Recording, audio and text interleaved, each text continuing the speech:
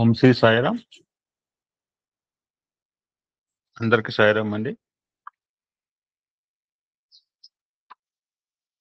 Will continue the subject where we stopped yesterday.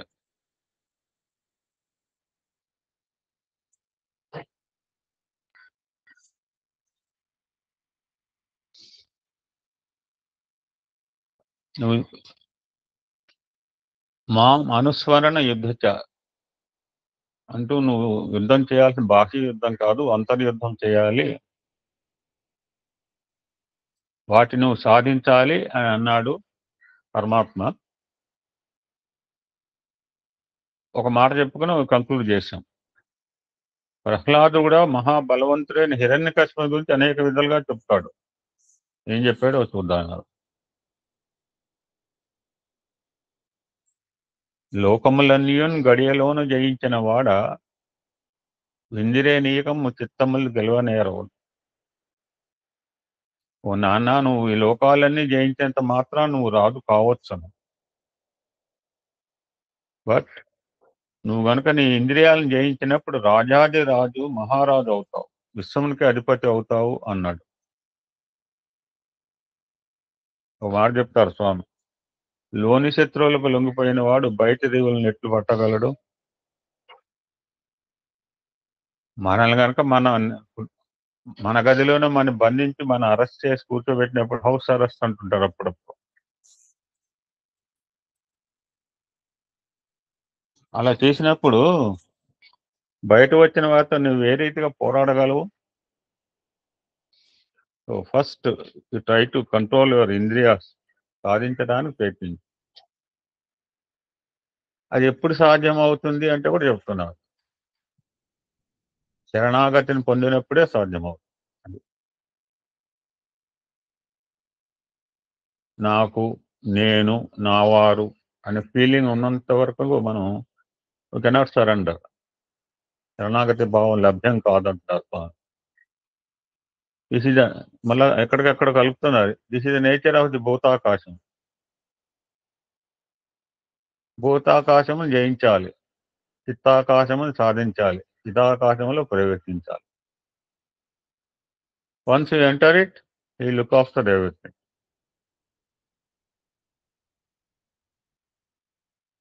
నిన్ననే మనం అనుకున్నాం బహుశా సబ్జెక్ట్, మళ్ళీ అదే వచ్చింది. ఎవరు అలా సరెండర్ అయ్యారు అంటే స్వామి narrates about లక్ష్మణ. మనం రైలు స్టేషన్ పోయేంత వరకే లగేజ్ను కూలీ ఎత్తునో లేకపోతే జట్కాలోనో రిక్షాలోనో ట్యాక్సీలోనో పెట్టుకొని చూసుకొని పోవాలి. ఎవరు దొరకలేదు, మన లగేజ్ మనమే మోసుకుపోవాలి.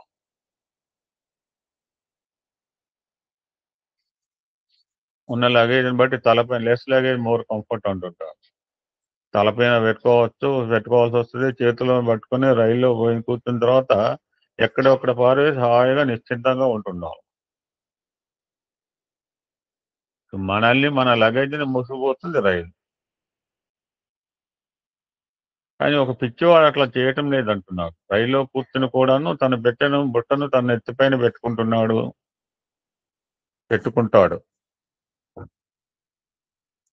Once you surrender, you offer everything to him.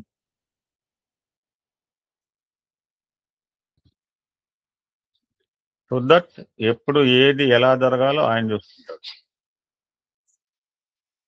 ఒకసారి అప్పచెప్పిన తర్వాత ఇంకా మన దగ్గర ఏం ఉండకూడదు. For this beautiful example in Ramayanam.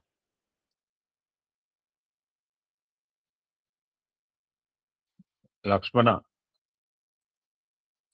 రాముడు చిత్రకూట పర్వతము సీతాలక్ష్మణ సమేతుడే చేరాడు.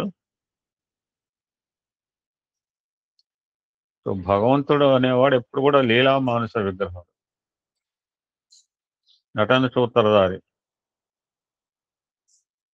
ఆయనకి ఏ బాధలు ఉండవు, ఏ దుఃఖం ఉండదు, ఏ విచారం లేకపోయినప్పటికీ దుఃఖంగాను విచారంగాను కష్టంగాను ఉన్నట్టు నటిస్తుంటాడు.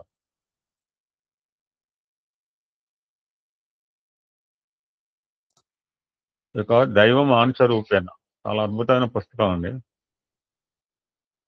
ఎప్పుడైతే భగవంతుడు ఒక మనుష్యుని యొక్క ఆకారం తీసుకున్నాడో, ఆకారం తీసుకున్నప్పుడు ఆ తత్వం అంతా కూడా ప్రకట ప్రకట ప్రకటితం అవుతుంది. Become very close proximity to all the human beings. ఎందుకు తీసుకుంటాడు అంటే భక్తులకు అందుబాటులో అనుకూలంగా ఉండే నిమిత్తమై మానవాకారం ధరిస్తుంటాడు.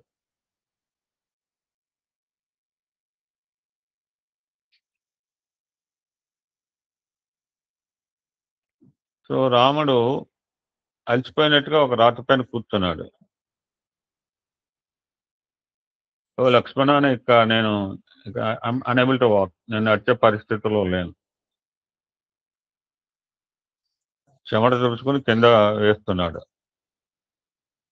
ఇక్కడ ఏదైనా ఒక చిన్న పర్ణశాల కుటీరం నిర్మించు, అందులో విశ్రాంతి తీసుకుందాం అన్నాడు.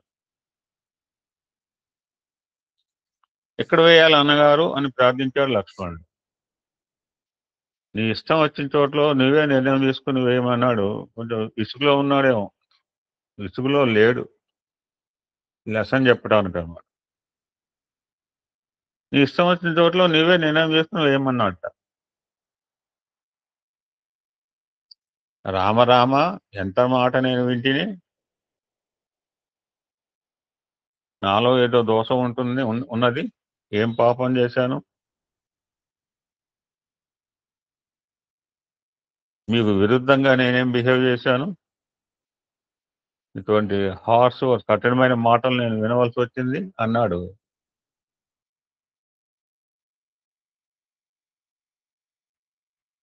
రామానస్ వెరీ వెల్ అబౌట్ లక్ష్మణస్ ఫీలింగ్స్.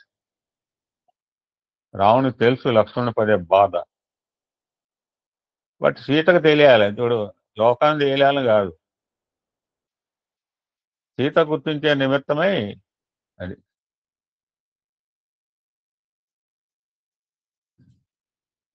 లక్ష్మణ, నేనేమి అనరాని మాట అనలేదే, నేను ఏమి కఠినమైన వాక్కును నేనేం ప్రవేశపెట్టలేదే అన్నాడు. అప్పుడు లక్ష్మణ్ చెప్పాడు, అన్నా, తల్లిని, తండ్రిని, భార్యను, రాజ్యమును అన్ని వదిలి సర్వసంగ పరిత్యాగినై మీ ఆజ్ఞను నాకు ప్రాణంగా భావించాను, శిరోధార్యంగా భావించాను, మిమ్మల్ని నా తండ్రిగా భావించాను, సీతామాత నా తల్లిగా భావించాను, అరణ్యం అయోధ్యగా భావించాను. నేను మిమ్మల్ని ఫాలో అవుతున్నప్పుడు నాకంటూ ఇష్టం అనేది ఒకటి ఉంటుందా అని క్వశ్చన్ మార్క్. లేదు.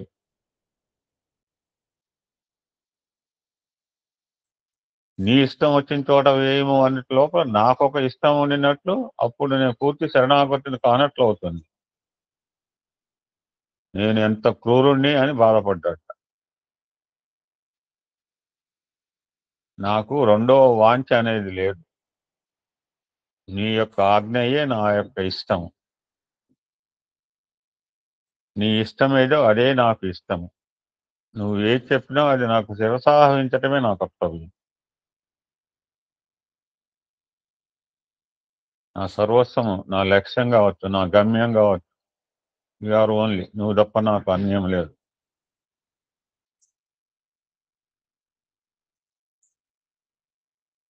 అప్పుడు సీత ఇంటర్ఫియర్ అయిందిట. రామ, మరొక పర్యాయం మీరు లక్ష్మణ్కి ఈ విధంగా చెప్పకండి అని ప్రార్థించింది.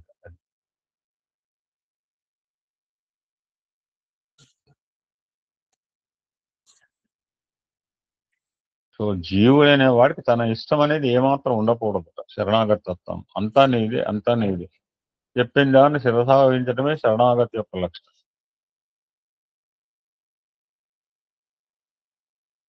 సో జస్ట్ లైక్ నా రైల్లో వచ్చి కూర్చో, నిన్ను నీ సామాన్లన్నింటినీ నేను మోసుకొని గమ్యాన్ని చేర్చుతాను. ఇక్కడ కూడాను అహం అనే భావంతో నీ లగేజ్ తలపై పెట్టుకొని బాధపడవచ్చు. సో భక్తి అండ్ ప్రపత్తి ఈ మార్గంలో శరణాగతి అనేది ఒక ప్రధానమైన లక్ష్యంగా బోధిస్తూ వచ్చాడు కృష్ణ పరమాత్మ.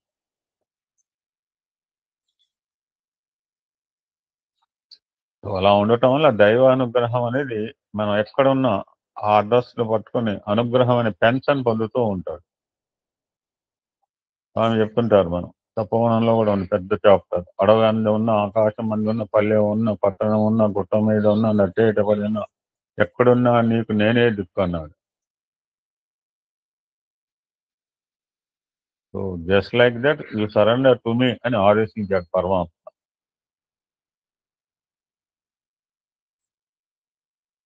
సో ముందుగా మనం ఈ కాలతత్వంలో ఉంటున్నాం గనుక ఈ దేహాన్ని, కాయాన్ని పవిత్రం చేసుకునే నిమిత్తమై కర్మలను ఆచరించాలి. శరణాగతి తత్వం పొందుట అత్యవసరమని గుర్తించాలని చెప్తున్నారు స్వామి.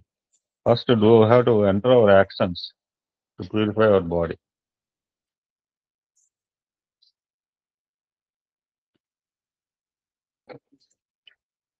Continuation of the subject.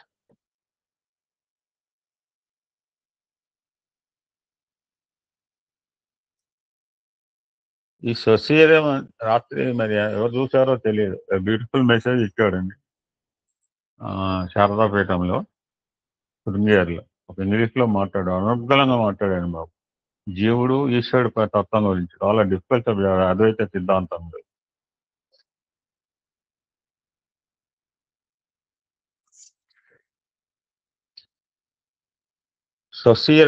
స్వశరీరం అనేది స్వయం జ్యోతి అనే టాపిక్. నెక్స్ట్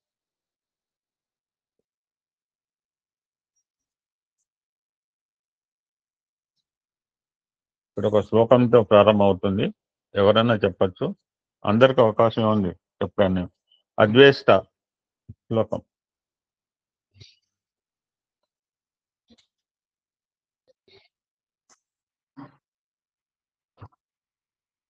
చెప్పండి ఎవరైనా శ్లోకం. అద్వేష్ట సర్వభూతానాం మైత్రకరుణ ఏవ చ నిర్మమో నిరహంకార సమదుఃఖ సకుంశమి. అది అహంకారం మమకారాలు దూరం చేసుకుని సుఖదుఖం సమంగా భావించి ఓరిమి గల వ్యక్తియే నాకు అత్యంత ప్రియుడు అని గీతాచార్యుని బోధ.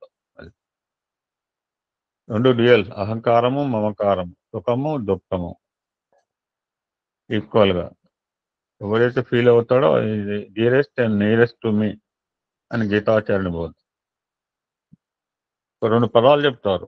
దైవం యొక్క ఏకత్వము, మానవుని దివ్యత్వం. దైవం యొక్క ఏకత్వము, మానవుని దివ్యత్వం. వెరీ ఇంపాసిబుల్ ఫర్ సామాన్య సాధకులు అంటున్నారు స్వామి. అసాధ్యం అన్నారు. ఎందుకంటే డైలీ లైఫ్ లో చాలా మంది షోడశోపచార పూజలు చేస్తుంటారు, ధూపదైప నైవేద్యాలు ఇస్తుంటారు, ఆరాధనలు జరుపుకుంటారు, మనం భజనలు చేస్తుంటాము, పూజలు పురస్కారాలు చేస్తుంటాము. ఆ విధంగా ఇటువంటి కార్యక్రమాలతో కాలాన్ని గడిపే వ్యక్తులకు, గృహస్థులకు ఈ విధమైన శాస్త్రం చాలా కష్టమైనదిగా తోస్తుంది అన్నారు. ఇది దైవం యొక్క ఏకత్వము, మానవుని దివ్యత్వం. ఎంతవరకు కష్టము?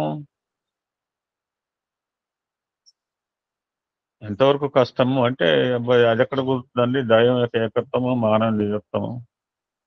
మేము ఇట్లా చేసుకుంటామండి, ఇట్లా అయిపోతుందండి.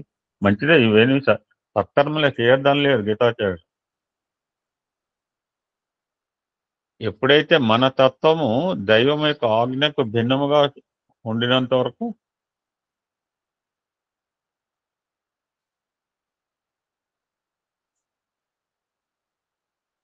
ఫాలో ద మాస్టర్ అయ్యామనుకోండి, ఆటోమేటిక్గా దైవం యొక్క ఏకత్వము, మానవం యొక్క దివ్యత్వము వన్స్ రికగ్నైజ్ ఈజీ అవుతుంది.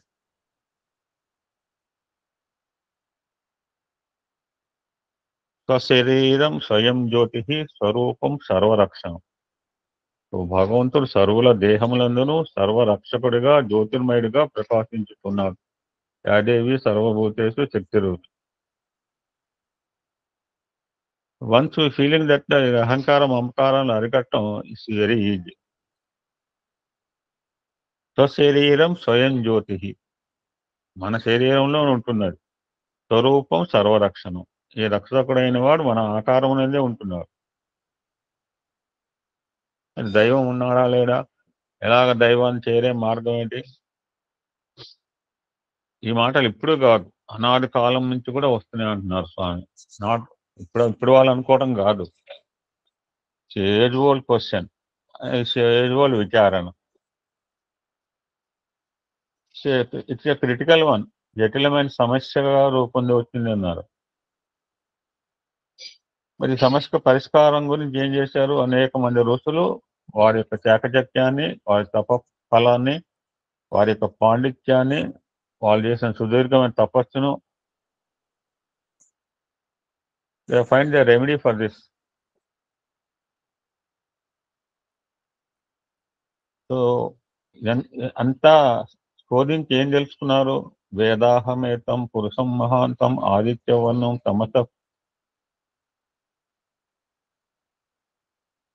ఓ ప్రజల, అప్పుడు దే హావ్ గివెన్ డిక్లరేషన్ లోకానికి, ఓ ప్రజలారా, అజ్ఞానం అనే అంధకారానికి ఆవల ఉన్నటువంటి తేజోవంతమైన ప్రకాశవంతమైన మహాపురుషుని, మహాదివ్య శక్తిని మేము కనుగొన్నాము అని జగత్తుకి తెలియజేశారు మహాత్ములు. అనగానే మళ్ళీ క్వశ్చన్ వస్తుంది, ఎక్కడ వెతికారు, ఎక్కడ తెలుసుకున్నారు? విషయాన్ని మరలా వాళ్ళే వెల్లడి చేస్తారు.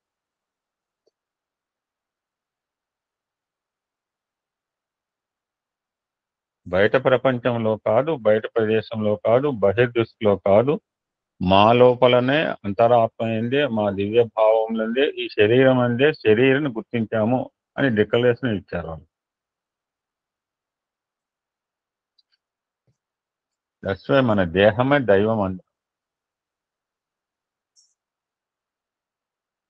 చాలా పదాలు వాడతాం కానీ వాళ్ళు కొన్నిటికి అర్థం తెలిసి వాడతారు, తెలిసి వాడతారు కొంతమంది. శరీరమునందు నివసించేవాడు కనుక భగవంతునకు శరీరి అని పేరు.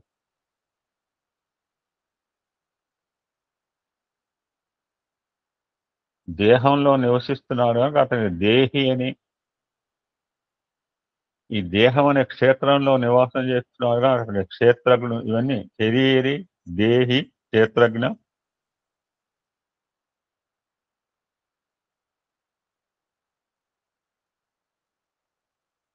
సో వాళ్ళు ఏం గుర్తించారు? మానవ శరీరం అందే మాధవుని యొక్క కాంతి దేదీప్యమైన ప్రకాశమై అజ్ఞానం అనే దానికి ఆవల ఉంటుంది అనే సత్యాన్ని వాళ్ళు గుర్తించారు, తెలుసుకోమంటున్నారు. రెండు మాటలు మనం చాలాసార్లు విన్నాం, మృన్మయ అండ్ చిన్మయ. మన శరీరం మృన్మయమైన శరీరంలో చిన్మయమూర్తిని దర్శించేందుకు ప్రయత్నించాలి. మన దేహం ఎలా ఉంది? మన పంచభూతాలతో కూడింది. మట్టి, జలము, అగ్ని, వాయువు, ఆకాశము అన్ని ఈ 5 ఎలిమెంట్స్ తో కూడిన ఈ దేహాత్మ ఏందే దైవత్వం గుర్తించడానికి ప్రయత్నించాలి. మట్టిలో మాణిక్యం అనే సినిమా వచ్చింది. మట్టిలో మాణిక్యం చెప్పును కానీ మనసులో చెప్పదు. అదేవిధంగా మానవుని యొక్క మనసులో కూడా ఈ మాణిక్యం చెప్పదు. సో దట్స్ వై దైవం యొక్క స్వస్థానం ఎక్కడంటే పెద్దల మాట ప్రకారము, శాస్త్రం వచనాల ప్రకారం, పెద్దల యొక్క ప్రబోధాల చేత గుర్తించి దాన్ని వెతకడానికి ప్రయత్నించాలి. మా సోదరి మనం చెప్తుంది, అంగుష్ట మాత్ర పురుషోంతరాత్మ.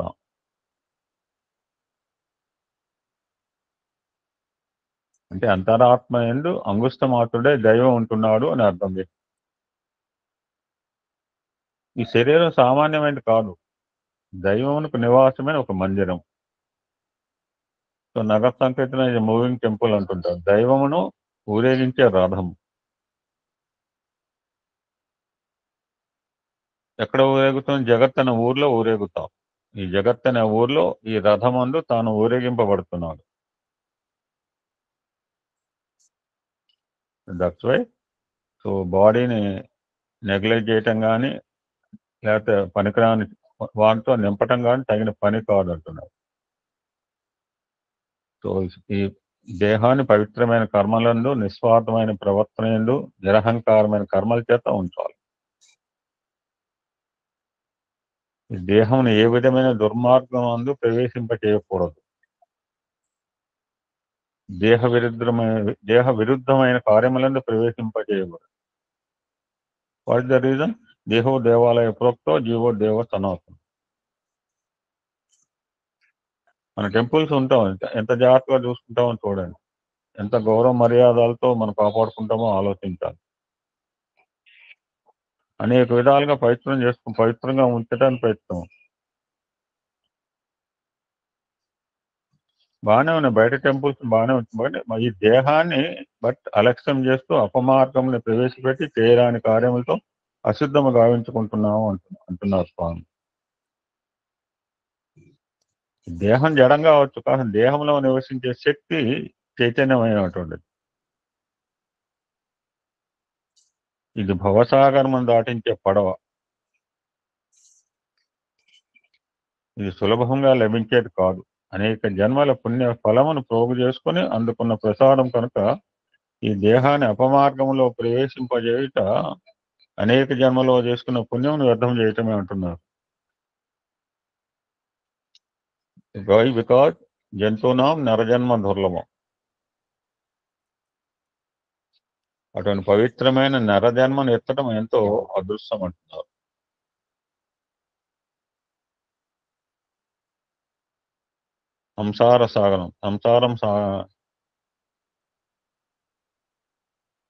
ఈ భవసాగరం నందు అనేక విధమైన కష్టములను, నష్టములకు, దుఃఖములను తప్పించి గట్టు చేర్చే పడవ ఈ దేహం. ఈ సాగరంలో ఏముంటాయంటే భయంకరమైన మొసళ్ళు ఉంటాయి, తిమింగలాలు, ఇంకా ఎన్నో విధమైన క్రూరమృగములు నివసిస్తూ ఉంటాయి. ఇది బయట సాగరంలో. ఇక్కడ జీవితమైన సాగరంలో కామక్రోధ లోప మోహ మదమాశ్చర్యాల మొసలు, తిమింగలాలు మహా భయంకరమైన సంచరిస్తూ ఉన్నాయి. ఈ సంసారం అనే సాగరం మహా అఘాతమైనట్టున్నారు. దీనికి నిన్న ఒక మాట వచ్చింది, మళ్ళీ అక్కడికి దీన్ని ప్రావాహిక సత్యము అని చెప్పవచ్చు.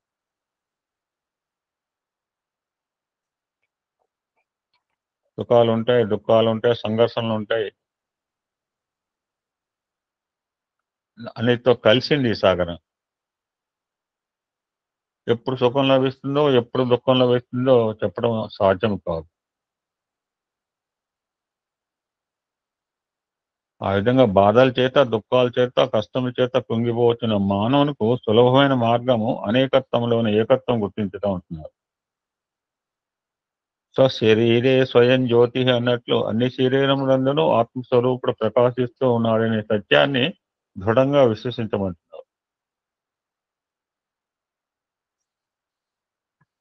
ఏనాడైతే ఈ యొక్క యూనిటీ ఇన్ డైవర్సిటీ అనేకత్వంలో ఉన్న ఏకత్వాన్ని గుర్తించినప్పుడే అద్వేష్ట సర్వభూతానం, ఎవరిని ద్వేషించడానికి ప్రయత్నిస్తాం.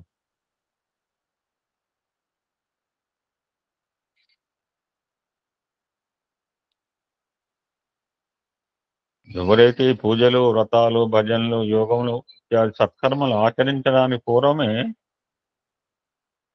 ఆత్మతత్వం యొక్క ఏకత్వాన్ని విచారించినప్పుడు సమస్త సాధనలు, సమస్త క్రియలు అల్పంగా, ఇవన్నీ ఏం కనపడవాలి, కొంతమంది ఏం చేయరు కూడా.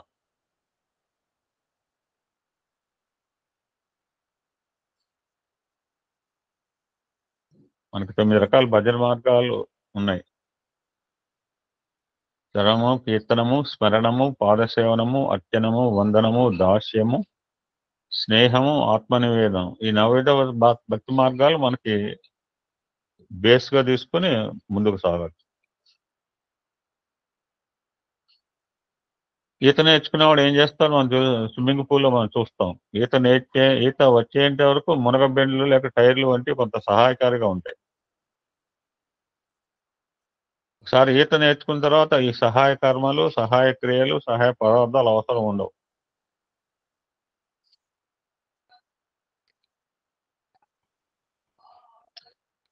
ఎప్పటిదాకా గీత నిజంగా అర్థమయ్యేంత వరకు ఈ విధమైన సాధనలో కొంత అవసరమే, బెండు అవసరమే, టైర్లు అవసరమే. వన్స్ ఈ గీత యొక్క పవిత్రమైన రసస్వరూపాన్ని గుర్తుంచుకున్న తర్వాత ఈ ప్రక్రియలన్నీ నిరుపయోగముగా ఉచ్చరిస్తాయంటున్నారు.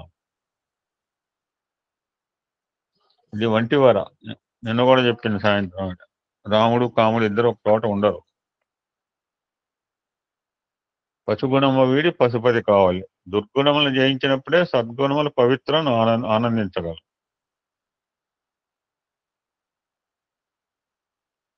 అటువంటి భక్తి యోగం భగవద్గీతలో భక్తుని యొక్క గుణగణాలని డిఫరెంట్ యాంగిల్స్ లో చెప్పింది.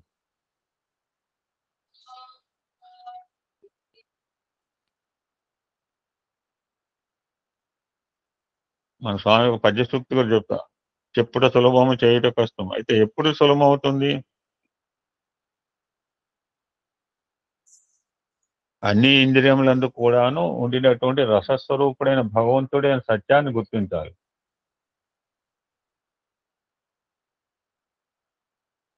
అటువంటి సమత్వాన్ని, మమత్వం కాదు, సమత్వాన్ని గుర్తించడానికి పూర్వం ఎన్ని విధమైన సాధన చేసినప్పటికీ అసంతృప్తిగానే ఉంటుంది. ఫర్ ఎగ్జాంపుల్, నోట్లో ఉప్పు ఉంచుకొని ఎంత మధురమైన పానీయం గ్రోలినప్పటికీ ఉప్పగానే ఉంటుంది. దాని ఒరిజినల్ రుచి మనకు తెలియదు. ఏం చేయాలి? మొదట మన నోటి అందున ఉప్పును పారబోయాల, పరిశుద్ధం చేసుకోవాలి, మంచిగా కడుక్కోవాలి. దాని తర్వాత మధుర పదార్థాన్ని గ్రోలు మీకు మాధుర్యాన్ని అందిస్తుంది. జస్ట్ లైక్ దట్ ఈ మానవ దేహంలో ఉన్న క్రోధము, ద్వేషము, అసూయ, స్వార్థం, అహంకారము, ఇటువంటి గుణాలను ఏనాడు దూరం చేస్తామో ఆనాడే సత్యము, ప్రేమ, కరుణ, దయ, ఓర్పు ఇత్యాది పవిత్రమైన గుణముల యొక్క రసములను, పవిత్రతను అనుభవించడానికి సాధ్యమవుతుంది.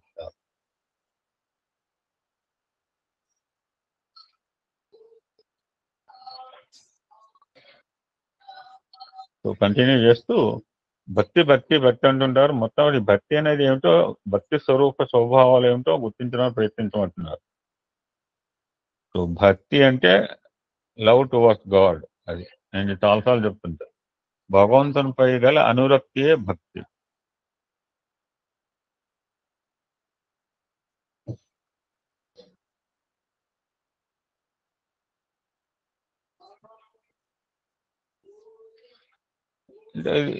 It looks సింపులే. భగవంతునిపై గల అనురక్తియే భక్తి. ఇట్స్ లుక్స్ సింపుల్, బట్ భగవంతునిపై గల అనురక్తి భక్తి అని చెప్పుకోవడం పెద్ద వాక్యంగా లాగా ఉంటున్నది. సింప్లిఫై చేస్తూ స్వామి కాంప్లికేట్ చేశారు. భగవంతుని యందుండే భకారం అనే జీవశక్తిని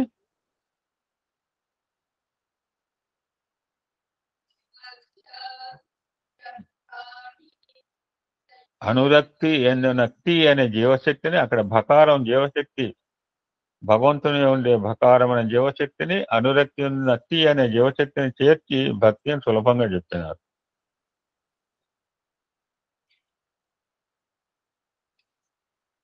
ఎప్పుడైతే ఈ భక్తిని మాత్రం మనం వన్స్ డెవలపింగ్ పోషించుకుంటూ పోయినప్పుడు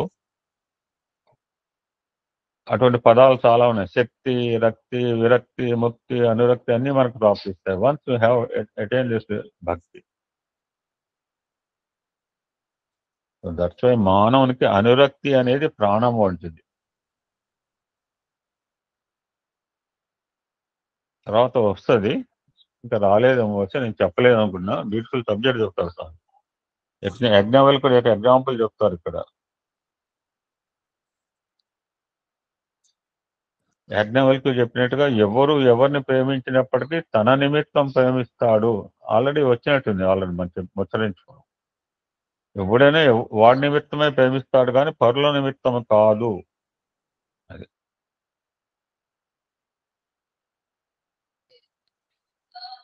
రెండు పదాలు స్వామి విశ్లేషణ చేస్తారు. రోగము, భోగం. త్యాగాలిస్టు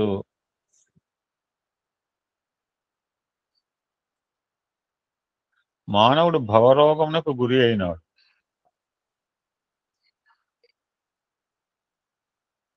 మనకు ఆకలి అనే రోగం ప్రారంభమైంది. ఈ ఆకలి రోగమునకు అన్నమే ఔషధం. ఎప్పుడైతే అన్నాన్ని అందించినప్పుడు ఆకలి అనే రోగం నివారణ అవుతుంది. ఇది భోగము అని భావిస్తున్నాం మనం. దట్టు పంచభక్ష పరమాన్నములతో కూడిన భోజనాన్ని భుజించడం మహాభోగం అని భావిస్తున్నాం. కాదు, ఇది భోగం కాదు, రోగానికి ఔషధం. గుర్తుపెట్టుకోవాలి. ఎంత బాగా చెప్పారు. అన్నం తింటున్నామంటే రోగానికి మందు. కొన్ని ఔషధములు, అనేక విధములైన ఔషధములు మిక్స్ చేసి భుజిస్తూ ఉంటారు. ఆకలి అనే రోగమునకు పంచభక్ష పరమాన్నములు ఒక మిక్చర్గా తీసుకొని భుజించవలసి వస్తుంది. దాహం కూడా ఒక రోగమే. దీనికి చల్లని పానీయం అందించిన నివారణ అవుతుంది. ఇదే విధంగానే ఈ అరిషడ్ వర్గములు కామక్రోధ లోభ మోహ మదమాశ్చర్యములు ఇవన్నీ ఇవన్నీ మానవుని ఆవరించిన రోగంలే.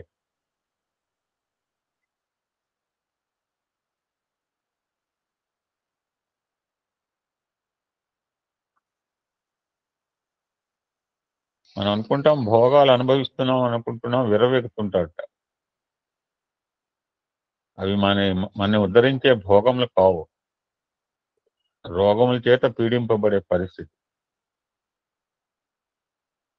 సో దేహిని గుర్తించేంత వరకు దేహం యొక్క భద్రతను చూసుకోవాలి.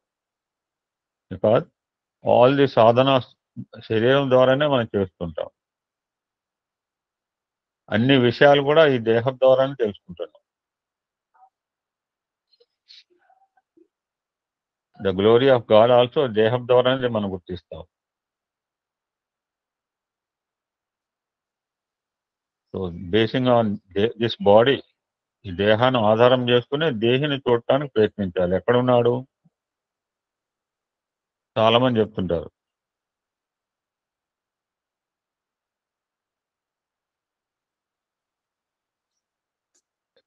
ఎవరైనా వేరే వాళ్ళు చెప్పండి. దేవుడు అనగా వేరు. పద్య సూక్తి.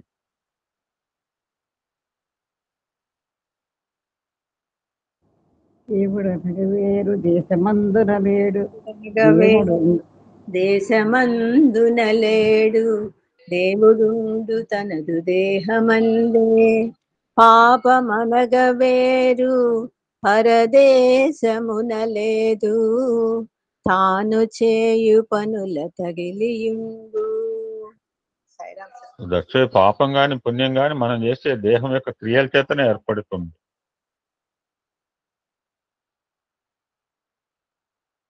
దేహం అనే క్షేత్రం లోపల వెతికి వెతికి దేహిని గుర్తించాలి.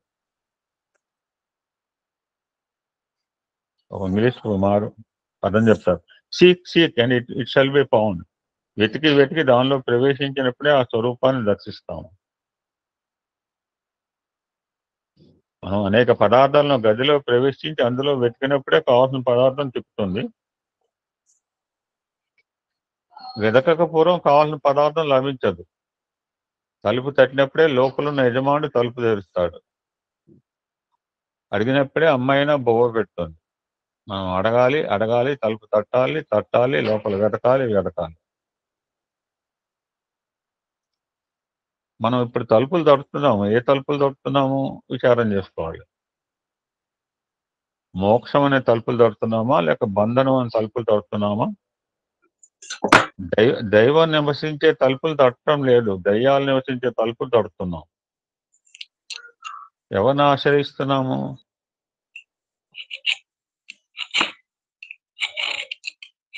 ఆదర్శము చేత, అనురక్తి చేత మన పొట్టను చూసి పట్టిన అన్నం పెట్టే జగన్మాత అయిన దైవాన్ని ఆశ్రయిస్తున్నామా, అడుగుతున్నామా, లేక దయ్యాలను ప్రార్థిస్తున్నామా, అల్పులను ప్రార్థిస్తున్నామా అని సత్యాన్ని గుర్తించాలి.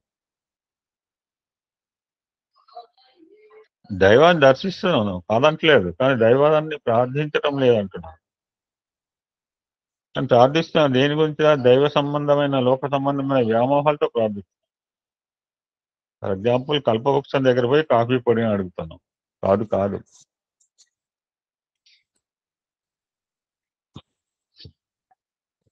కల్పవృక్షం దగ్గర, కల్పతరు దగ్గర జీవితం సార్థకం కావాల్సిన పరతత్వాన్ని ప్రార్థించి అందుకోవాలి.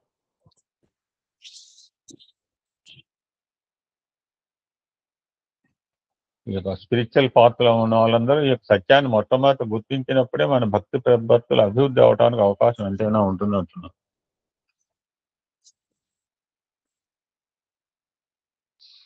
దైవం అనేవాడు మన దేహం నందే ఉంటున్నాడు అనే సత్యాన్ని మొట్టమొదటి విశ్వసించాలి.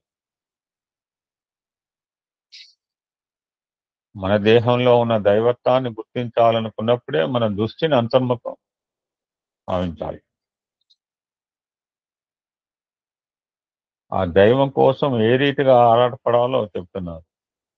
మందలో మరిగిన మాటకే లేదూడ అంబా అంబా అని అర్చినట్లు,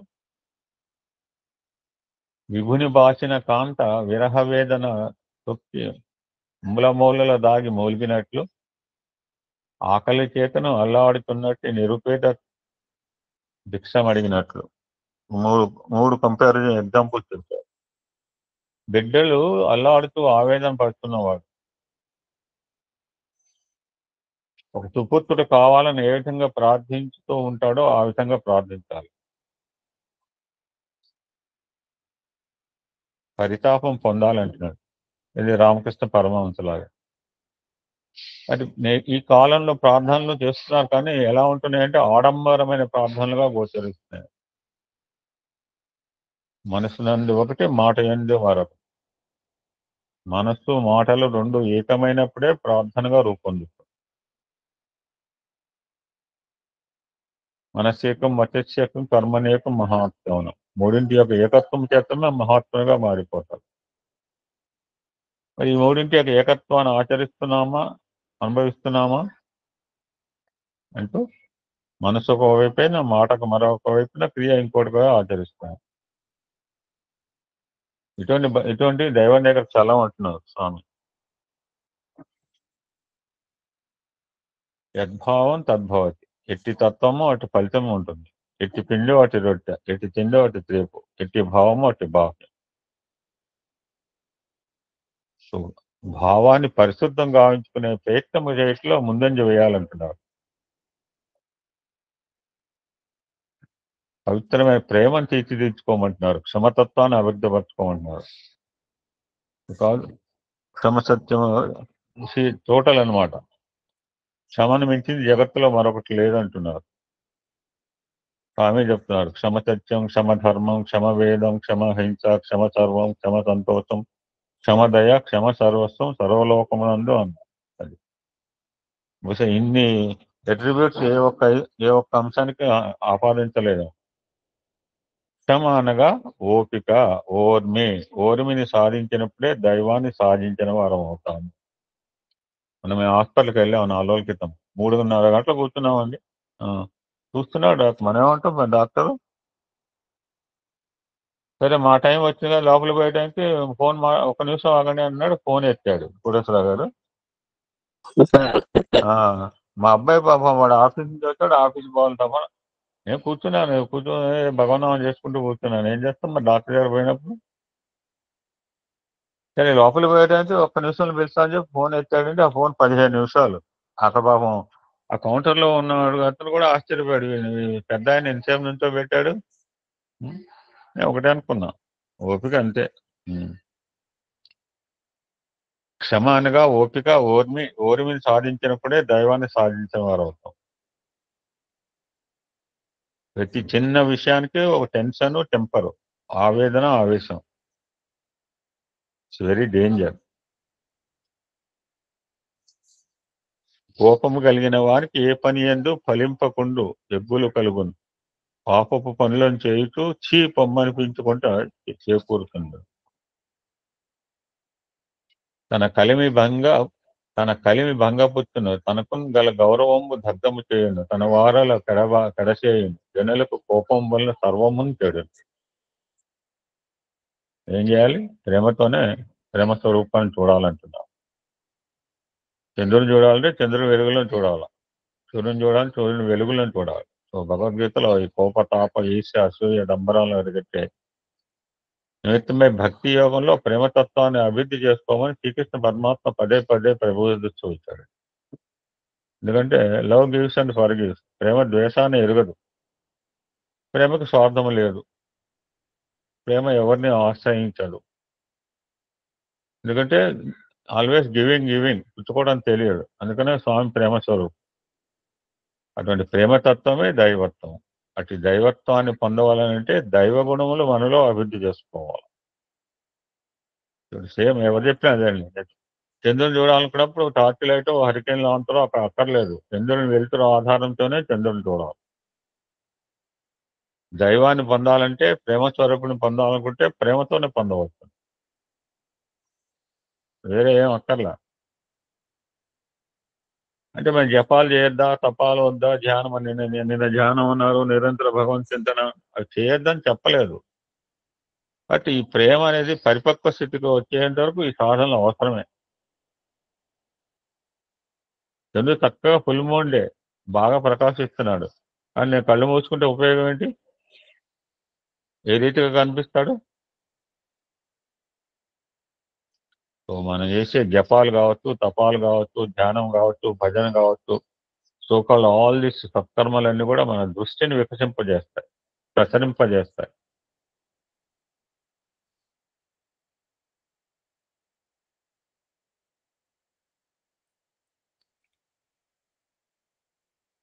సో అటువంటి సాధనలు, ప్రబోధనలు ఆలకించాలి, అర్థం చేసుకోవాలి, ఆచరణలో ఉంచాలి.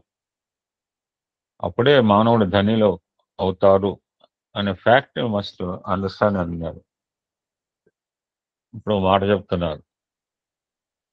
ఈ విధంగా రోజుకు 1 గంట అయినా పవిత్రమైన కాలమును సార్థకం గావించుకోవడం చేత కాయం ధన్యం అవుతుంది. పుణ్యం కూడా ప్రోగు చేసుకున్న వారవుతాము.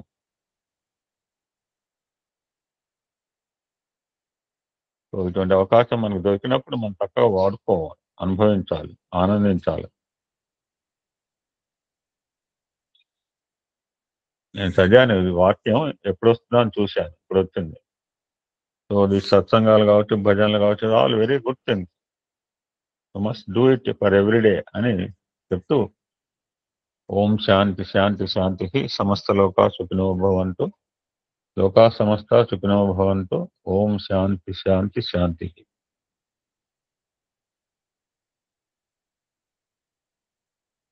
మక్కే రమాకుమారి గారు. సాయిరామ్. సాయిరామ్. ఓం శ్రీ సాయిరామ్. భగవాన్ శ్రీ సత్యసాయి పాదపద్మములకు శతకోటి ప్రణామాలు. ఈ అహం సత్యబోధక గ్రూప్ లక్ష్మీనారాయణ దంపతులకు నా పాద నమస్కారములు. ఈ గ్రూపు సభ్యులందరికీ ప్రణామాలు. ఈ గ్రంథపట్నం మరలా నాకు అవకాశం ఇచ్చి మరలా స్వామికి శతకోటి ప్రణామాలు. నిన్నటి రోజున ధారా గిరిజ గారు సాకారంతో మొదలుపెట్టి నిరాకారంతో ముగించు అని స్వామి చెప్పారు. ఈరోజు భగవంతుని మీద గాఢ విశ్వాసాన్ని ఎట్లా పెంపొందించుకోగలము?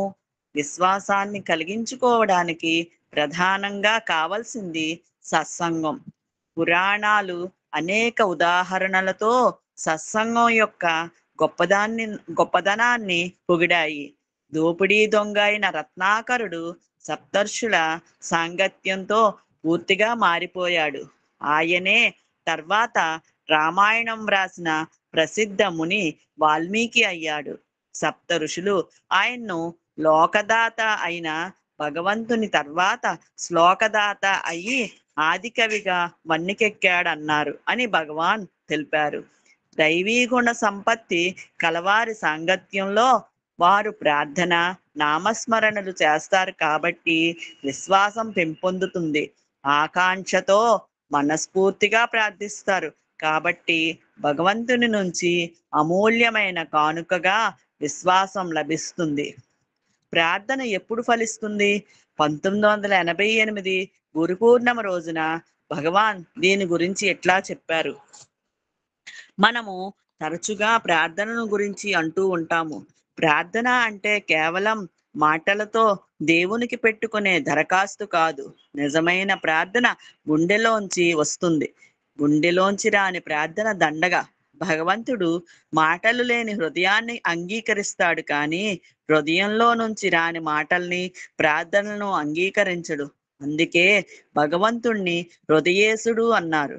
అంటే హృదయానికి ఈశ్వరుడు అని. విశ్వాసం మీద ప్రేమ పెరుగుతుంది. జ్ఞాన వికాసానికి, కర్మలన్నిటికీ మొకటము ప్రేమ అన్నారు శ్రీ అరవిందులు. భగవంతుని మీద తన తోటివారి మీద ప్రేమ ఉంటే అది శరీర బంధాన్ని నుంచి విముక్తి చేసి ఉన్నత ఆధ్యాత్మిక స్థాయికి ఉద్ధరిస్తుంది. 1988 గురు పూర్ణిమ నాడు భగవాన్ ఈ విధంగా ఉద్ఘాటించారు. దివ్య ప్రేమ ప్రవాహము ప్రవహించేటట్లు చేసి అందులో జగత్తు స్నానమాడేటట్లు చేయడమే మనిషి ప్రధాన కర్తవ్యము. అప్పుడే అతనికి శాంతి, ఆనందము, దుష్టులను శిక్షించడం కోసం, శిష్టులను రక్షించడం కోసం భగవంతుడు అవతరిస్తాడని శాస్త్రాలు చెప్పుతున్నాయి. మానవ జాతిలో ప్రేమను కలిగించి దాన్ని పెంచి ఆచరణలో చూపడం ఎట్లాగన్నది నేర్పడం కోసం భగవంతుడు అవతరిస్తాడు. అట్టి ప్రేమను పొందినప్పుడే దుఃఖములు దూరమవుతాయి, పాపములు అంతర్ధానమవుతాయి. భీతి అనున్నది మన చెంతకు చేరదు. కనుక మొట్టమొదట మనము నేర్వవలసింది దైవప్రీతి. ఎక్కడ దైవప్రీతి కలదో అక్కడ పాపభీతి నీడవలే వెంటాడుతుంది. ఈ రెండిటి ఐక్యత చేతనే సంఘంలో నీతి ఏర్పడుతుంది. దైవప్రీతి, పాపభీతి, సంఘనీతి ఈ మూడింటిని పోషించడమే మానవుని ప్రధాన కర్తవ్యము. భగవంతునితో సమస్త సృష్టితోనూ ఏకం కావటం అన్నదే అంతిమ ఆధ్యాత్మిక అనుభవం. సాధనా మార్గంలో ముందుకు పోతున్న కొద్దీ ప్రపంచాన్ని గురించి లేక సృష్టిని గురించి మన దృక్పథంలో పరిణామం వస్తుంది. మొదటి దశలో మనం ప్రపంచం భగవత్ సృష్టి అని నమ్ముతాము. రెండవ దశలో భగవంతుడి నుంచి సృష్టి వచ్చిందనుకుంటాం. చివరి దశలో ఈ ప్రపంచము భగవంతుడు తప్ప మరేదీ కాదు అని జ్ఞానం వస్తుంది. ఈ ఏకతానుభవమే నిజమైన జ్ఞానము. 1992 జూలై ఉపన్యాసంలో జ్ఞానము లేక నిజమైన తెలివి అంటే ఏమిటి అన్న దాన్ని విశదీకరిస్తూ స్వామి జ్ఞానము అనగా ఏమిటి? భౌతిక జ్ఞానమా, రసాయనిక జ్ఞానమా? కాదు కాదు, జగత్తునందు సమస్త జ్ఞానములకు ఆధారమైనది, అనంతమైనది, అవ్యక్తమైనది, గుప్తమైనది, ఏకత్వమైనదే జ్ఞానము. అద్వైత దర్శనం జ్ఞానం అనగా సమస్తము ఒక్కటే. ఈ జగత్తునందు రెండవ పదార్థమే లేదు అని ఈ సత్యాన్ని గురించి భగవాన్ ఉద్ఘాటించారు. ఈ రకంగా భగవంతుడు మన నుంచి వేరు కాదు. అందువల్ల మన నుంచి బయట భగవంతుణ్ణి చూడటం కానీ అనుభూతి చేసుకోవటం కానీ జరగదు. భగవాన్ మాటల్లో మన నుంచి భగవంతుణ్ణి బయట చూడలేము. తన నిజస్వభావాన్ని తెలుసుకున్నప్పుడు తానే దివ్యుడిగా ప్రకాశిస్తాడు. అందువల్ల సకల సాధనల పరమార్థము తన స్వభావాన్ని తెలుసుకునేటట్లు చేయటమే అని అన్నారు. మరి భగవంతుణ్ణి తెలుసుకోవడానికి ఏ సాధన చేయాలి? 1988 జూలై 29 నాడు వేద పురుషులు తెలిపిన సత్యవతి, అంగవతి, అన్యవతి, నిదానవతి, స్వరూపాత్మక జ్ఞానం అన్న 5 సాధనలను భగవాన్ వివరించారు. సత్యవతి అనున్నది ఒక సాధన. ఏమిటి సాధన?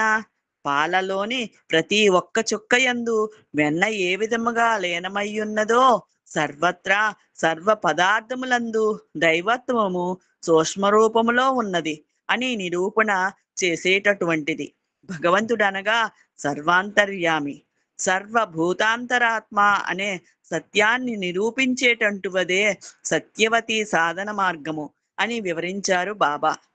ఈ సత్యాన్ని నిరంతరము ధారణ చేస్తే సాధకుడు తన హృదయంలోంచి నిష్కలమైన ప్రేమ, ఆనందాలు ఊరడాన్ని అనుభవంలోకి తెచ్చుకుంటాడు.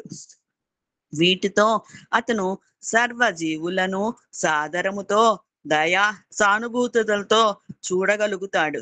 అందరినీ ప్రేమించు, అందరినీ సేవించు అన్నది అతని జీవన అంతర్వాహిని అవుతుంది. నిష్కామ కర్మ లేక నిస్వార్థ సేవ అన్నది చిత్తశుద్ధి కలిగించడంతో ఆధ్యాత్మిక జ్ఞానాన్ని కలిగిస్తుంది. అంగవతి సాధనను గురించి భగవాన్ ఈ క్రింది విధంగా చెప్పారు. పంచభూతములు ఉంటున్నవి. అవే ఆకాశము, వాయువు, అగ్ని, జలము, పృథ్వీ. ఈ ఐదింటి యందు ఒక్కొక్క రూపము ధరించి ఒక్కొక్క అంశములో ఉంటున్నాడు భగవంతుడు. ఆకాశమనే ప్రకృతి శక్తి యందు ఓంకారమనే శబ్దరూపముగా ఉంటున్నాడు. గాలిలో భగవంతుడు ప్రాణస్వరూపుడుగా ఉంటున్నాడు. అగ్నిలో హెచ్చరిక శక్తిగా ఉంటున్నాడు. జలములో ప్రజాశక్తిగా ఉంటున్నాడు.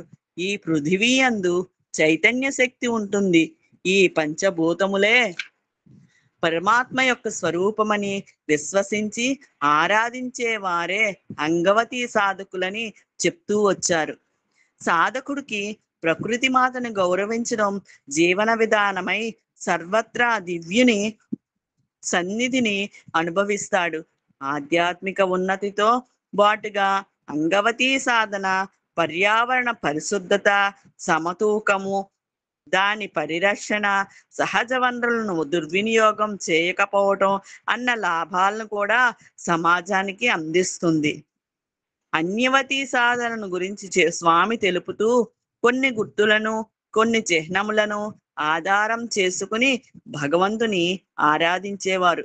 ఈశ్వరుడు అనగా కేవలం త్రిశూలధారి, డమరుకము, త్రినేత్రము అనే గుర్తులను తీసుకుని ఇవే శివుని యొక్క శక్తి స్వరూపమని, శివుని యొక్క స్వరూపమని భావిస్తూ ఉంటారు. శ్రీరాముడు అనగా కోదండమును ధరించినటువంటి వాడు అని గుర్తు పెట్టుకుంటారు. కృష్ణుడు అనగా కేవలం మురళీ ధరించిన వాడు, నెమలి పింఛమును ధరించినటువంటి వాడు అంటారు. కనుక ఈ విధంగా ఒక్కొక్క రూపానికి ఒక్కొక్క చిహ్నంగా భావించుకునేటటువంటిదే అన్యవతి అని అన్నారు. అన్యవతిలో సాధకుడు తన ఇష్టదైవాన్నే ఎన్నుకుంటాడు. ఆ రూపము తలపుకు రాగానే అతని హృదయంలో ప్రేమ ఉద్దీపనమవుతుంది. విలక్షణమైన ఆ రూపం కనిపించగానే అది అతని ప్రాణాన్ని భక్తితో ప్రేరేపిస్తుంది. 1992లో భగవాన్ శివ విష్ణువుల అంతరార్థాన్ని విశదీకరిస్తూ ఆ ఇద్దరూ ఒకటేనని ఉద్ఘాటించారు. మరి ఈశ్వరునికి విష్ణువుకు ఏమాత్రము పొత్తు కుదరదే అని భావించరాదు. పొత్తు కుదరకుండా ఉండటానికి వారిద్దరూ వేరువేరు కాదు, ఇద్దరూ ఒక్కటే. ఈనాడు ఆరాధన చేసే వారి సంకుచిత బుద్ధుల మధ్యనే పొత్తు కుదరడం లేదు. నేను వైష్ణవుడను, నేను శైవుడను అని అనుకోవడం కేవలం సంకుచిత భావాలే. శబ్దం, కాలం, బలం, హృదయం ఈ 4 విష్ణువు హస్తగతమై ఉన్నాయని అతని చేతుల్లోని శంఖచక్ర గదా పద్మాలు సూచిస్తున్నాయి. ఇంకా ఈశ్వరునికి ఒక చేతిలో ఢమరకము, మరొక చేతిలో త్రిశూలము ఉంటున్నాయి. ఈ ఢమరకము శబ్దమునకు గుర్తు, అనగా శబ్దము ఈశ్వరుని హస్తగతమై ఉన్నది. త్రిశూలము త్రికాల స్వరూపము కాబట్టి కాలము కూడా ఈశ్వరుని చేతిలోనే ఉంటున్నది. ఈ విధముగా విచారిస్తే రూపనామాలు వేరైనప్పటికీ భగవంతుడు ఒక్కడేనని అర్థమవుతున్నది. బాబా వారి ప్రకారము నిదానవతి అంటే నిదానవతి. ఈనాడు లోకంలో సామాన్యంగా ప్రతి మానవుడు ఈ సాధనలో పాల్గొంటూ ఉంటాడు. అది ఏ శ్రవణం, కీర్తనం, విష్ణుస్మరణం, పాదసేవనం, వందనం, అర్చనం, దాస్యం, స్నేహం, ఆత్మ నివేదనం. ఈ 9 మార్గములే నిదానవతి యొక్క సాధనలని భావిస్తూ వచ్చారు. నిదానం అన్న శబ్దానికి సంస్కృతంలో లేగదూడను కట్టివేసే ఒక త్రాడు అని ఒక అర్థము. భక్తి అన్నది భగవంతుణ్ణి కట్టివేసే అలాంటి ఒక త్రాడు. పైన తెలిపిన అనేక భక్తి పద్ధతులను సాధన చేస్తూ భక్తుడు నిదానవతి సాధనలో భగవంతునితో తన బంధాన్ని పెంచుకుని చివరగా తాను ఆయనకు సంపూర్ణ శరణాగతిని సాధించి వారితో తన భిన్నత్వాన్ని పోగొట్టుకుంటాడు. స్వరూపాత్మక జ్ఞానం అన్న సాధన ఆత్మవిచారణ పద్ధతి. దీని ద్వారా మనం మన నిజతత్వాన్ని తెలుసుకోగలుగుతాము. భగవాన్ దీని గురించి క్రింద విధంగా వివరించారు. శాస్త్రములలో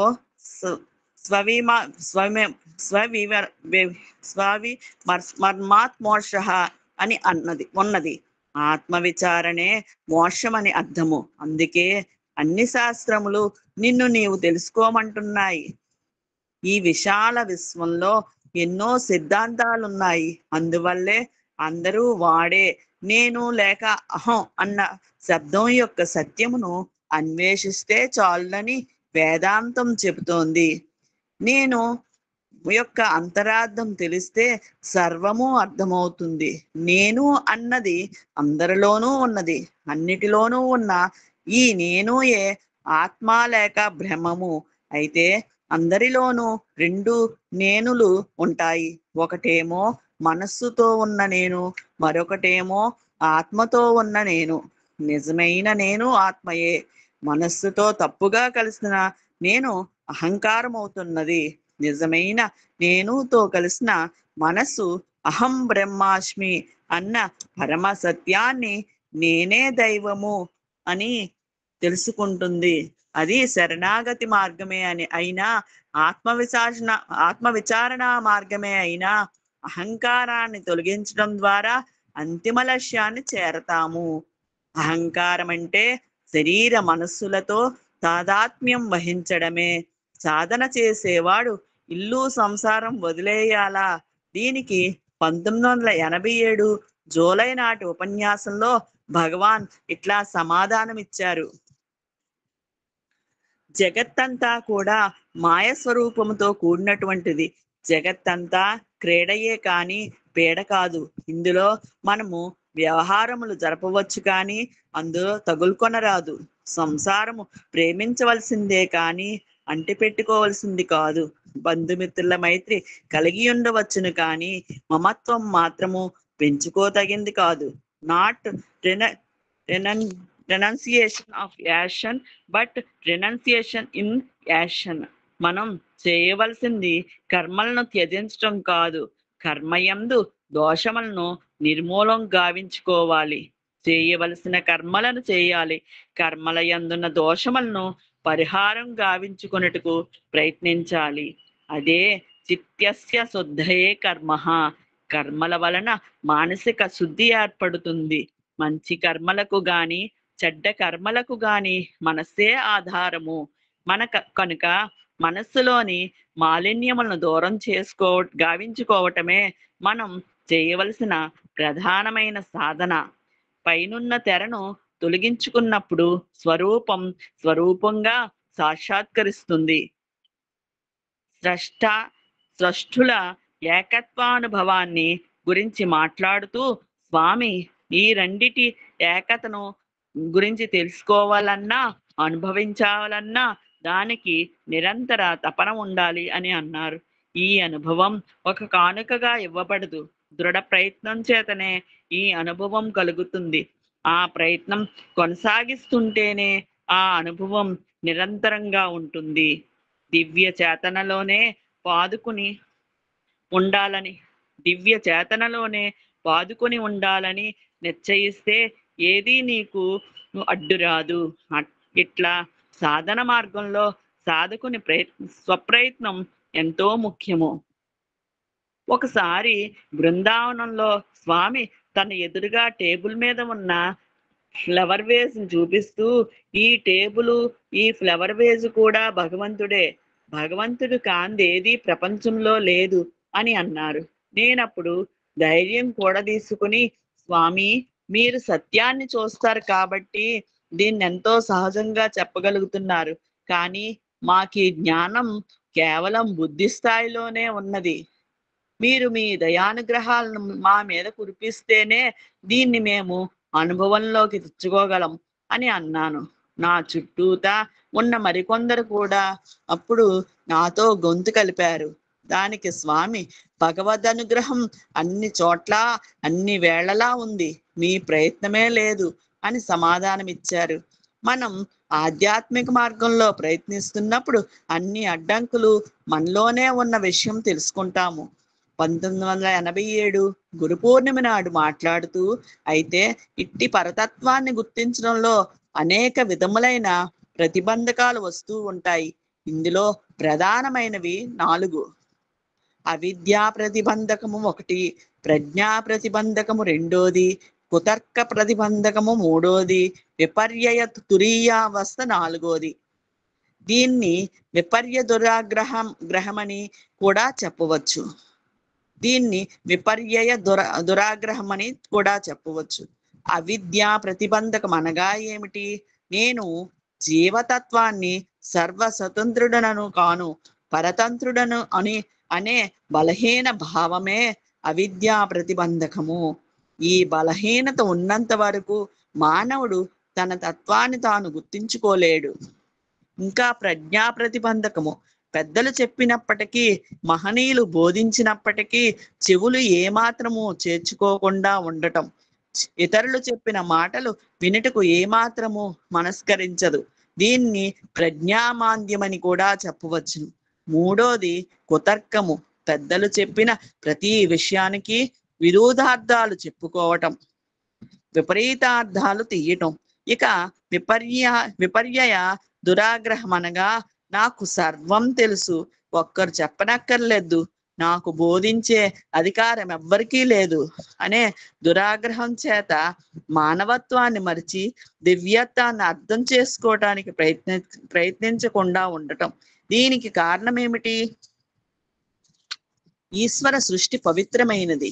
జగత్తంతా కూడా మాయా ప్రభావం. మాయ అనగా లేనిది ఉన్నట్లుగా, ఉన్నది లేనట్లుగా, అద్దములో ప్రతిబింబం వలె కుడి ఎడమగా, ఎడమ కుడిగా కనిపిస్తుంది. ఇది అజ్ఞాన ప్రభావ చిహ్నం. ఇట్టి వారు జగత్తును జగత్తుగానే చూస్తారు.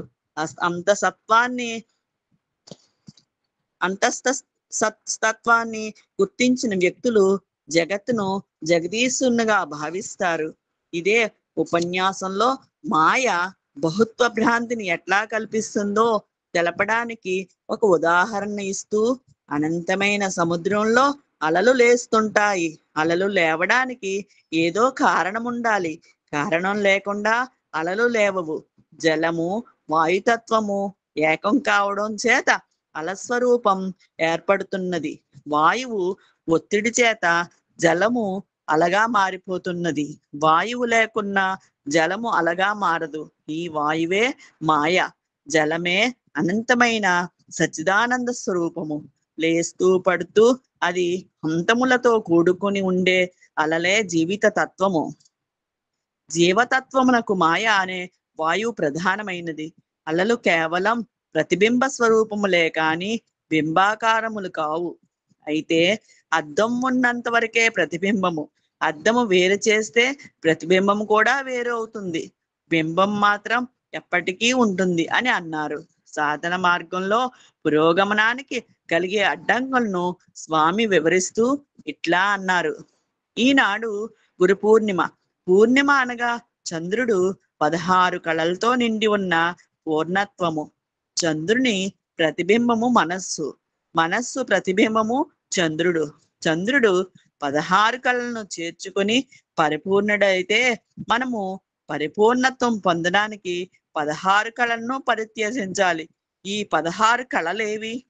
కుల, విద్య, యౌవన, సౌందర్య, విద్య, ధన, తపో, రాజ్య, మదములు 8.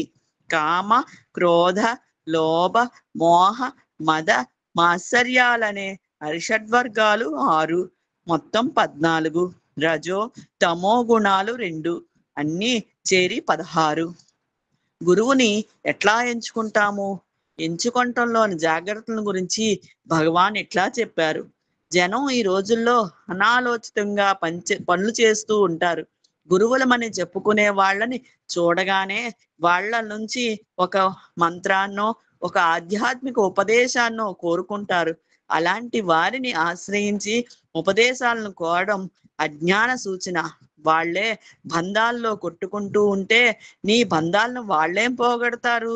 వాళ్లే భ్రాంతుల పాలై ఉంటే నీ భ్రాంతులను వాళ్ళేం పోగొడతారు?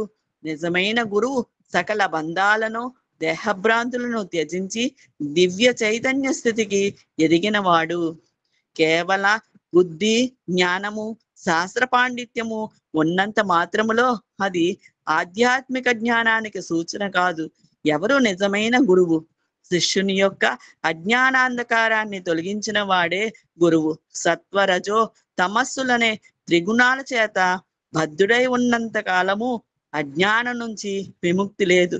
త్రిగుణములకు అతీతమైన వాడే గురువు. స్వామి గురువులను 8 రకాలను తెలిపారు. బోధ గురువు, వేద గురువు, కామ్య గురువు, వాచక గురువు, సూచక గురువు, నిషిద్ధ గురువు, విహిత గురువు, కారణ గురువు. బోధ గురువు శాస్త్రాలను బోధించి శిష్యుని శాస్త్ర విధుల ప్రకారము నడుచుకోమని ప్రోత్సహిస్తారు. వేద గురువు వేదాల జ్ఞానం ఇచ్చి వాటిల్లోని ఆధ్యాత్మిక సత్యాల ప్రాధాన్యతను ఒగ్గడించి శిష్యుడి మనస్సును దైవోన్ముఖం చేస్తాడు. కామ్య గురువు శిష్యుని చేత ఇహపరలోక సుఖాలను పొందేటట్లు చేయడం కోసం పుణ్యకార్యాలు చేయిస్తాడు. యోగ జ్ఞానంతో ఆధ్యాత్మిక జీవనానికి శిష్యుణ్ణి సిద్ధం చేయిస్తాడు. వాచక గురువు సూచక గురువేమో అనేక పద్ధతుల ద్వారా ఇంద్రియ నిగ్రహం నేర్పుతాడు. నిషేధాలను నేర్పేవాడు నిషిద్ధ గురువు. వీటిని పాటిస్తే శిష్యుడికి క్షేమం కలుగుతుంది. ఈయన శాస్త్రాలు నిషేధించిన చర్యలను కూడా ఎత్తి చూపుతాడు. ఆధ్యాత్మిక మార్గంలో తల ఎత్తే ప్రశ్నలకు సందేహాలకు సమాధానం చెబుతూ చిత్తశుద్ధిని సాధించి మోక్షాన్ని ఎలా పొందాలో చెప్పేవాడు విహిత గురువు. జీవాత్మ పరమాత్మల ఏకతను తెలిపేవాడు కారణ గురువు. ఈ అష్టగురువుల వివరణను సమాపన చేస్తూ భగవాన్ ఇంకా ఇట్లా అన్నారు. ఈ 8 మంది గురువులలో కారణ గురువు అగ్రేసరుడు. అనేక బోధనల ద్వారా సాధనల ద్వారా మానవ చైతన్యం నుంచి దివ్య చైతన్యానికి పురోగమించటానికై ఆయన శిష్యులకు ఎంతో తోడ్పడుతాడు. భగవంతుడొక్కడే కారణ గురువు. తక్కిన గురువులందరూ కొంతవరకే తోడ్పడగలుగుతారు. 1992 నాటి గురు పౌర్ణిమ నాటి ఉపన్యాసంలో భగవాన్ ఇట్లా అన్నారు. గురు అన్న శబ్దానికి అర్థం ఏమిటి? గు అంటే గుణాతీత, గుణములకు అతీతుడని అర్థం. రు అంటే రూపవర్జిత, రూపము లేనివాడని అర్థం. గురువు అంటే మంత్రం ఇచ్చేవాడనో వేదాంతం చెప్పేవాడనో అర్థం కాదు. మనం సాధారణంగా గురువులు అని పిలిచేవారు ఎవరు నిజమైన గురువులు కాదు. వాళ్లను బోధకులని అనవచ్చు. పరమ గురువు దేవుడొక్కడే. విశ్వంలోని జీవులనందరినీ శాసించేవాడు ఆయనొక్కడే. విశ్వంలోని ప్రతి దాని మీద సరి అయిన పద్ధతిలో అధికారం కలిగిన వాడు ఆయన. ఆయన ఆజ్ఞతోనే సూర్యోదయ సూర్యోస్తమయాలు జరుగుతాయి. ఋతువులు వర్షాలు దివారాత్రాలు ఆయన సంకల్పంతోనే సంభవిస్తాయి. ఆయన సర్వశక్తిమంతుడు, సర్వజ్ఞుడు, సర్వవ్యాపకుడు. అది దివ్య గురువు మహిమ. ఆధునిక కాలంలో ఎవరికి వారే గురువులమని చెప్పుకుంటున్న వారు అగుపిస్తున్నప్పుడు మన హృదయంలో నివసించే పరమ గురువునే సాధకుడు ప్రార్థించి ఆధ్యాత్మిక మార్గంలో సూచనలు పొందటం అభిలషణీయము. ఆధ్యాత్మికోన్నతి కోసం నిజంగా ప్రార్థిస్తే అది ఎప్పుడూ వ్యర్థంగా పోదు. బాబావారు సాధకులకు ఇట్లా సూచించారు. మనం బోధించిన దాన్ని లేక చెప్పిన దాన్ని ఆచరించాలి. చెప్పిన దాన్ని ఆచరించే గురువులు ఈనాడు ఎక్కువ మంది లేరు. వాళ్ళ చేతులు వాళ్ళ మాటల్ని వమ్ము చేస్తున్నాయి. గురువుల కోసం అన్వేషిస్తూ పోతే ఏమీ లాభం లేదు. మనలోని ప్రతి ఒక్కరిలోనూ ఒక గురువు ఉన్నాడు. అది ఆత్మ సిద్ధాంతము. ప్రతి వాడిలోనూ అంతఃకరణగా అది అంతఃసాక్షిగా పనిచేస్తున్నది. ఈ అంతఃకరణాన్నే దర్శకుడిగా భావిస్తూ సాధనా మార్గంలో మనం పురోగమించవచ్చును. ప్రకృతి అన్న గురువు పరమ గురువు యొక్క మరో రూపముగా ఆవిష్కారమై ఉన్నది. 1989 గురు పౌర్ణిమ రోజున స్వామి ఎట్లా ఉపన్యాసించారు. ప్రేమ స్వరూపులారా, నీరు పోసి పెంచినటువంటి వ్యక్తినైనా హింసించిన వ్యక్తినైనా చల్లని ఛాయను తీయని ఛాయను అందించే వృక్షములు సమత్వమును ప్రబోధిస్తున్నాయి. ఇట్టి ప్రబోధలు అనాది కాలం నుండి జరుగుతున్నప్పటికీ మానవుడు ఇంకనూ కన్ను తెరవలేదు. స్వజాతి విజాతి భేదములను త్యజించి సమత్వమును వహించి దివ్యత్వమును ప్రబోధించే ఈ ప్రకృతి యొక్క తత్వాన్ని వ్యక్తులు అర్థం చేసుకోవటం లేదు. దృశ్యములే ఎంతటి పాఠం నేర్పుతుండగా మానవత్వాన్ని ఎందుకు తాను గుర్తించలేకపోతున్నాడు అనే విషయాన్ని ఈనాడు యోచించాలి. ప్రతి మానవునకు దృశ్యములే ప్రధాన గురువు. దేహము యొక్క తత్వాన్ని మానవుడు అనేక మమకార అభిమానములచే పెంచుకొని దానికి బద్ధుడై దాసుడై తన దివ్యత్వాన్ని తాను మర్చిపోతున్నాడు. ఈ అభిమాన మమకారముల చేతనే మానవుడు ఈ తుచ్చమైన శరీరమును ఆధారము చేసుకుని దివ్యత్వమైన అధేయమైన ప్రకృతిని విస్మరించి తాను స్వార్థమునందు మునుగుతున్నాడు. ఇటువంటి గొప్ప పాఠములు నేర్పే ప్రకృతి మనకు నిజమైన గురువు. విశ్వమే ఒక విశ్వవిద్యాలయము, భగవంతుడే కారణము, విశ్వం కార్యము, విశ్వమంతా భగవంతుడు వ్యాపించి ఉన్నాడు. దివ్య శక్తి లేకుండా ప్రపంచంలో ఏది ఉండలేదు.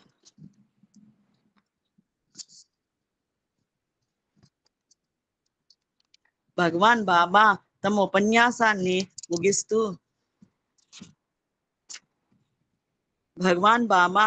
ఉపన్యాసాన్ని ముగిస్తూ తనని గురించి కూడా తెలుపుతున్న ఈ క్రింది మాటల్ని అన్నారు. ఇతరులకు ఏమి చెప్తున్నామో అది చేసి చూపించాలి. నేను చేస్తున్నది అదే. అందుకే చెప్పడానికి నాకు తగిన అధికారం ఉంది. అందరినీ ప్రేమించండి అని చెబుతాను. నేను అందరినీ ప్రేమిస్తున్నాను. నేను ఎప్పుడూ తెల్లవారి మొదలు రాత్రి వరకు పనిచేస్తున్నాను. నేను ఎంత ఉల్లాసంగా ఉంటానో మీకు తెలియదు. Happiness is my form. నేను ఎప్పుడూ హ్యాపీగా ఉంటాను. ఏ ఒక్కదానికి యోచించను. కారణం ఏమిటి? ఏ ఆశలు లేవు. అదే నిజమైన ఆనందానికి కారణము. ఆశలు పెంచుకుంటూ పోతే ఆనందం తరుగుతూ పోతుంది. అందరి అందున్న ఆత్మ ఒక్కటే అనే సమత్వంతో ప్రేమించాలి. ఏ సాధన చేయకపోయినా పర్వాలేదు. ఆ ప్రేమయే ఉన్నత స్థాయికి తీసుకుని వెళ్తుంది. శ్రీ డిఆర్ బెంద్రే ఆధునిక కాలంలో కన్నడ సాహిత్యంలో అగ్రశ్రేణి రచయిత. ఆయన ప్రకృతి మాత మీద రమణీయమైన కవితలు రాశారు. ప్రకృతికి కవికి ఉన్న సత్సంబంధాన్ని గురించి మాట్లాడుతూ ఆయన ప్రకృతి తల్లి, కవి ఆమె బిడ్డడు. తల్లి పిల్లాన్ని వడిలోకి తీసుకున్నప్పుడు ఆ ప్రేమ స్పర్శ ఆనందానికి అతడు మైమరిచిపోతాడు. కొంచెం సేపు ఆమె ఎట్లా అతన్ని ముద్దు చేశాక ఉయ్యాల్లో వదిలేసిపోతుంది. అయితే వాడి చిన్నారి చేతివేళ్లలో ఇరికిన ఆమె చీర పోవులు మళ్ళీ అతనికి ఆమె స్పర్శను జ్ఞాపకం చేసి సంతోషపడుతూ ఇది మా అమ్మ అని ఉయ్యాల పక్కనున్న సంతోషంగా చెప్తాడు. ప్రకృతి కవిత్వం ప్రకృతి బిడ్డడైన కవికి అట్లాంటి తొక్కుడు పలుకులు. సాయి మాత మీద నేను ఇదంతా రాస్తున్నప్పుడు నా స్థితి ఇదే. ఈ పుస్తకం నా వేళ్లల్లో చిక్కిన ఆమె చీరపోగులే. ఇది ఆమెను ఏ మేరకు చూపగలుగుతుంది? ఏం రాసినా ఏం చెప్పినా వాటిల్లో ఆమె దొరుకుతుందా? ఒక్కసారి ఈ కాలంలో ప్రసిద్ధుడైన ఒక జ్ఞానికి అతని శిష్యునికి మధ్యన ఒక మంచి సంభాషణ జరిగింది. శ్రీ విసర్గ దత్త మహారాజు 1887 నుంచి 1981 శిష్యుల్లో ఒకరు. పదే పదే ప్రశాంతి నిలయానికి వచ్చి ఒకనాటికి భగవాన్ బాబాకు తీవ్ర భక్తుడైనాడు. ముంబైలోని కేత్వాడిలో ఉంటున్న ఆయన గురువుకు సేవ చేస్తూ మహారాజ్ అని అడిగాడు. కుతూహలంతో ఉన్న శిష్యుడికి సమాధానం చెప్పడానికి బదులు తన గురించి బాబా ఏమి చెప్పుకున్నారు అని అడిగారు. గురువు నుంచి ఈ ప్రశ్నను ఊహించిన శిష్యుడు ఆ క్షణంలో తనకు జ్ఞాపకం ఉన్నది చెబుతూ మహారాజ్ బాబా వారు తాను షిరిడీ సాయిబాబా అవతారాన్నని తెలిపారు అని అన్నాడు. షిరిడీ సాయిబాబా దేహాన్ని ఎప్పుడు వదిలారు? 1918లో. మరి సత్యసాయిబాబా వారు ఎప్పుడు అవతరించారు? 1926లో. 1918 నుంచి 1926 వరకు ఏదో బాబావారు అదే ఆ జ్ఞాని ఏమి ఉద్దేశించారో శిష్యునికి అర్థం కాలేదు. పోగా తాను ఆశించిన సమాధానం కాకపోవటం చేత అతనికి సంతృప్తి కలగలేదు.